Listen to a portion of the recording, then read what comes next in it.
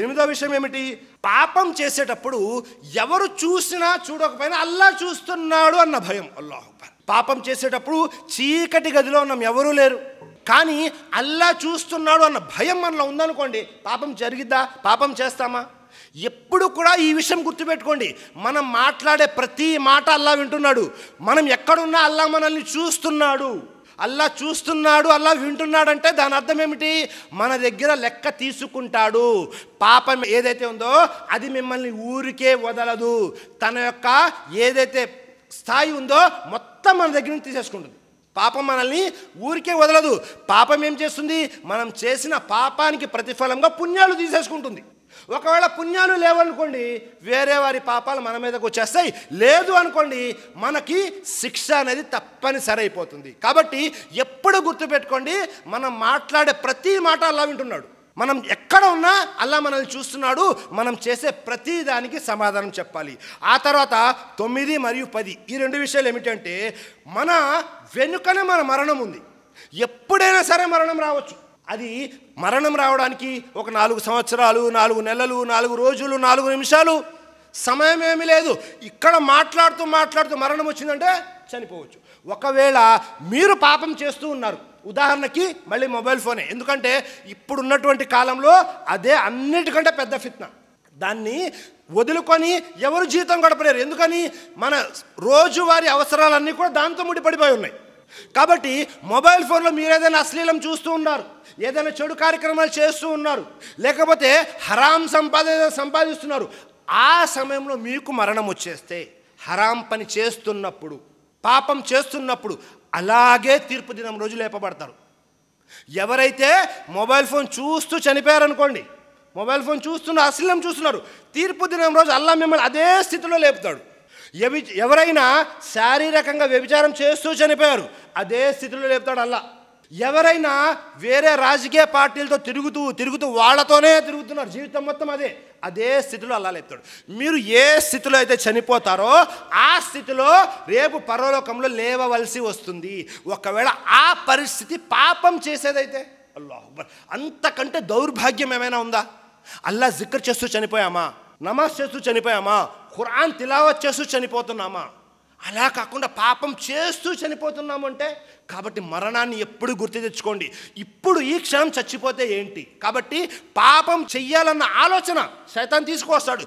తీసుకొచ్చిన ప్రతిసారి గుర్తుపెట్టుకోండి, ఇప్పుడు నేను చనిపోతే ఏమిటి అని. అప్పుడు కూడా పాపాల నుండి మనం కాపాడుకోవచ్చు. చివరిది 10వ విషయం ఏమిటంటే, పాపం జరిగినప్పుడు ఒకవేళ జరిగిపోయింది, చిన్న పొరపాటు, చిన్న పాపం జరిగిపోయింది, ఏం చేయాలి? వెంటనే సిగ్గుపడుతూ, ఎవరి దగ్గర? అల్లా దగ్గర సిగ్గుపడుతూ పశ్చాత్తాపం చెంది మళ్ళీ ఈ పాపము చేయను అని సంకల్పించుకోవాలి. పాపం పట్ల అసహించుకోవాలి. నేను ఈ పాపం చేయకుండా ఉండాల్సింది, ఎందుకు జరిగింది నాతో అని ఎంతలా సిగ్గు చెందాలి అంటే, ఎంతలాగా పరితపించాలి, ఎంతలాగా పశ్చాత్తాపం చెందాలి అంటే, అల్లాహు అక్బర్, మళ్ళీ మనము ఆ పాపం జోలికి వెళ్ళకుండా ఉండాలి. మనము కూడా పశ్చాత్తాపం చెందుతాము. సమాజంలో తప్పు జరిగిన తర్వాత మనం పశ్చాత్తాపం ఎలా చెందుతాము అంటే, ఏదో ఫార్మాలిటీగా పాపం జరిగింది, అల్లా క్షమించు, అయిపోయింది. అలా కాదు. మనతో ఏదైతే పాపము చిన్నదైనా పెద్దదైనా జరిగితే వెంటనే అల్లా పట్ల తిరగాలి పశ్చాత్తాపంతో. అల్లా, మళ్ళీ నేను నా జీవితంలో ఈ పాపము చేయకుండా ఉండడానికి నువ్వు నాకు సహాయం చేయి అని అల్లా క్షమిస్తాడు అని అల్లా పట్ల క్షమాపణ వేడుకోవాలి. మన సంకల్పం ఏదైతే ఉందో దాన్ని బాగా పటిష్టం చేసుకోవాలి. అప్పుడు కూడా మనల్ని మనం పాపాల నుండి కాపాడుకోవచ్చు. అలా కాకుండా ఏదో అందరు చేస్తున్నారు, మనము చేస్తున్నాము, జుమా రోజు ఏదో ప్రసంగం విన్నాము, ఈరోజు ఏదో చేయాలనిపించింది, ఈరోజు చేసేసాము, అయిపోయింది.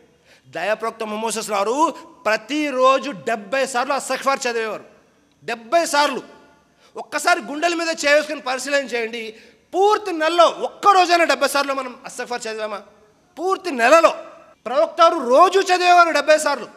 పూర్తి నెలలో 70 సార్లు కూడా చదవట్లేదు. మనం ఏమనుకుంటున్నాము? మనం ముస్లింలము, మోమిన్లము, మనం వెళ్ళిపోతాము. ప్రతిరోజు ఎన్ని పాపాలు జరుగుతున్నాయి, మన ఇంట్లో ఎన్ని జరుగుతున్నాయి, మన వ్యాపారంలో ఎన్ని జరుగుతున్నాయి, మన ఆఫీసుల్లో ఎన్ని జరుగుతున్నాయి, సమాజంలో ఎన్ని జరుగుతున్నాయి. చాలామంది చెప్పేస్తుంటారు, వేరే వారి గురించి గీబత్ చేస్తూ ఉంటారు. వారు ఏమనుకుంటున్నారు తెలుసా? ఏమండి, వారి గురించి చెడుగా చెప్తున్నారు కదా, మీరు చెప్పకూడదు కదా అంటే వారి ఆలోచన ఏమిటి?